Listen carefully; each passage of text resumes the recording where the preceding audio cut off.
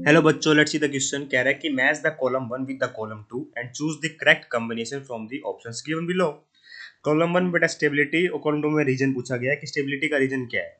कहने का मतलब क्या हो बेटा, जैसे मेरा पार्ट वन है बेटा, तो उसमें कह रहा है कि जो पहले वाला स्ट्रक्चर है वो ज्यादा स्टेबल क्यों सेकंड से, उसके पीछे रीजन किस चीज का है।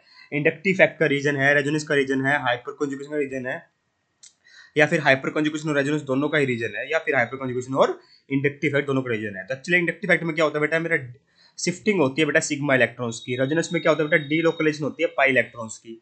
हाइपर कंजुगेशन में क्या होता है बेटा, मेरा डी लोकलाइजेशन होती है सिग्मा इलेक्ट्रॉन्स की, है ना। तो आई चेक करते हैं, देखिए ध्यान से।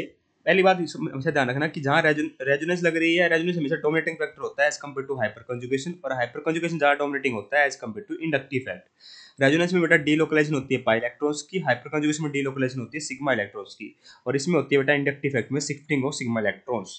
ठीक है, अगर मैं पार्ट ए की बात करूँ तो यहाँ पे क्या है बेटा, मेरा देखिए अगर दोनों लग रहे हैं तो हम दोनों बताएंगे, क्योंकि वैसे तो अगर हाइपर और रेजोनेंस दोनों लग रहे हैं तो हम रेजोनेंस को डोमिनेट मानते हैं। पर अगर बेटा यहाँ पे हमें पता है कि दोनों लिख भी रखे हैं तो हम सबसे चल सकते हैं, जैसे मुझे पता है। और होता क्या है बेटा, हाइपर कंजुगेशन कैसे देखते हैं, हाइपर कंजुगेशन देखा जाता है बेटा, कार्बोकेटाइन होता है बेटा, उससे नेक्स्ट कार्बन में देखो कितने हाइड्रोजन है। अगर हाइड्रोजन अवेलेबल है तो बेटा वो क्या करेंगे, डीलोकलाइजेशन सिग्मा इलेक्ट्रॉन करके उसको शिफ्टिंग कर देंगे, स्टेबलाइज कर देंगे। तो यहाँ पे 3 सिग्मा बॉन्ड है और इसके कार्बोकेटाइन से नेक्स्ट पे सॉरी 3 हाइड्रोजन बॉन्ड है, 3 3 6 अल्फा हाइड्रोजन है बेटा।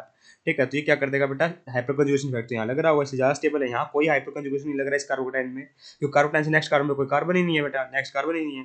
दूसरी चीज बेटा क्या है, यहाँ पे रेजोनेंस हो रही है, बिल्कुल बेटा देखिए यहाँ पे क्या कर देगा, रेजोनेंस इसको स्टेबलाइज कर सकता है इस तरीके से। और सेकंड वाले केस में कोई रेजोनेंस हो सकती है, मतलब ये हाइपर कंजुगेशन से भी स्टेबलाइज हो सकता है और रेजोनेंस से भी, है ना, और रेजोनेंस से भी इस तरीके से।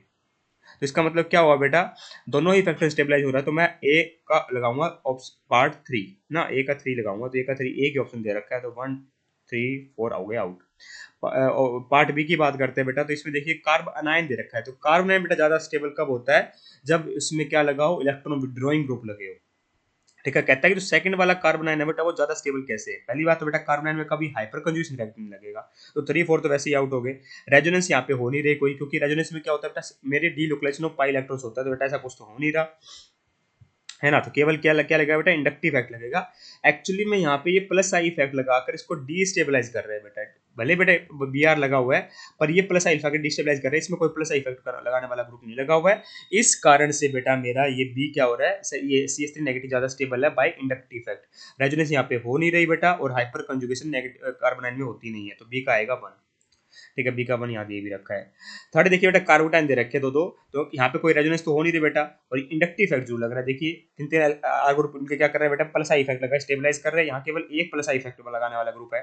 ठीक है, दूसरी बात बेटा, हाइपर कंजुगेशन भी हो रही है, क्योंकि कार्बोटाइन से नेक्स्ट कार्बन पे अल्फा हाइड्रोजन अवेलेबल है, तो 3 यहाँ पर, 3 यहाँ पर और 3 यहाँ पर, टोटल 9 अल्फा हाइड्रोजन है। और यहाँ केवल केवल और केवल 3 अल्फा हाइड्रोजन है। तो इस कारण से बेटा हाइपर कंजुगेशन से भी ज्यादा स्टेबल है बेटा ये, और इंडक्टिव इफेक्ट से भी ज्यादा स्टेबल है। तो सी का क्या आएगा बेटा, hyperconjugation as well as inductive, मतलब सी का 4 आना चाहिए बेटा, सी का 4 आएगा। तो यहाँ पे दे भी रखा है।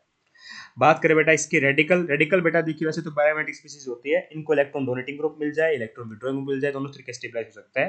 तो ये चेक करते हैं, तो यहाँ मुझे दिखाई दे रहा है बेटा, इसमें क्या है, ये ज्यादा स्टेबल बता रखी है। क्यों बता रखी है, देखिए यहाँ पे रेजोनेंस हो सकती है साफ, क्योंकि इस तरीके से बेटा क्या कर सकता है, रेजोनेंस कर सकता है ना। और ये देखिए कैसे रेजोनेंस चलेगी, इसमें मैं एक पार्ट करके दिखा रहा हूँ, आगे चलती रहेगी ऐसे ही, है ना।